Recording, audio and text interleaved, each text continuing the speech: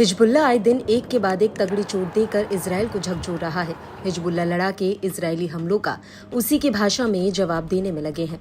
इसकी एक और भयानक तस्वीर तब देखने को मिली जब हिजबुल्लाह ने इजरायल पर 165 से ज्यादा रॉकेटों से हमला किया। इस हमले से इजरायल के उत्तरी शहर बियाना में एक बच्चे समेत 7 लोग घायल हुए। इसके अलावा इस हमले में गैलीली शहर को भी निशाना बनाया गया। दावा है कि यहाँ 55 रॉकेट दागे गए। वहीं हिजबुल्लाह ने हाइफा शहर पर भी 90 से ज्यादा रॉकेट दागे। इजरायली डिफेंस फोर्सेस की माने तो हिजबुल्लाह लड़ाकों ने पहली बार में हाइफा पर 80 रॉकेट दागे थे। इनमें से ज्यादातर रॉकेटों को हवा में ही मार गिराया। वहीं दूसरी बार में 10 रॉकेट दागे गए।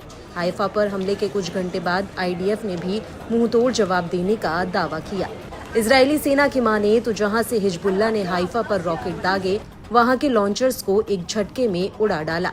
बताया गया कि इजरायल का आयरन डोम सिस्टम ज्यादातर इन हवाई हमलों को रोकने में नाकामयाब रहा।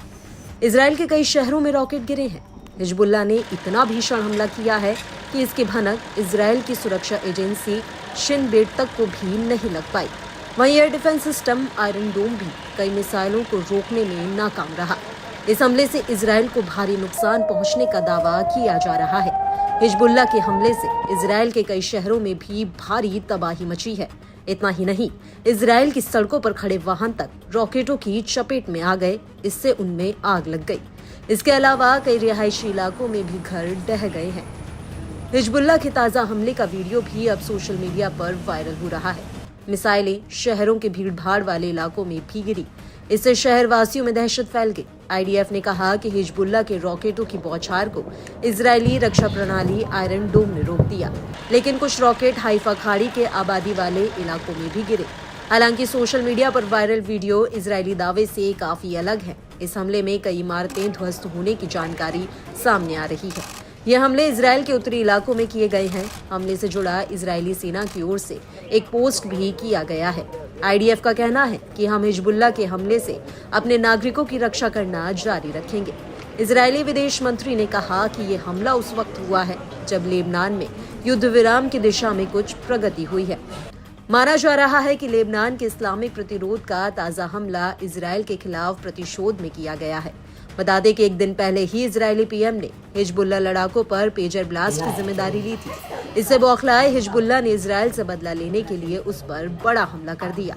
हमलों की जिम्मेदारी लेते हुए हिजबुल्लाह ने कहा कि उसने कारमेल बस्ती में पैरा ट्रूपर्स ब्रिगेड के प्रशिक्षण अड्डे को निशाना बनाया है। आईडीएफ ने कहा कि गैलीली पर लगभग 50 रॉकेट दागे गए हैं।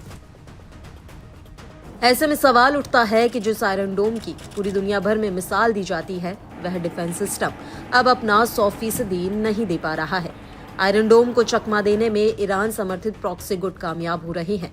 अब प्रतिरोध गुटों के रॉकेट और मिसाइलों ने आयरन डोम को धोखा देकर इजरायल में घुसपैठ करने की तरकीब निकाल ली है, जिसका खामियाजा अब इजरायली जनता को डर और दहशत के साए में जीकर बिताना पड़ रहा है।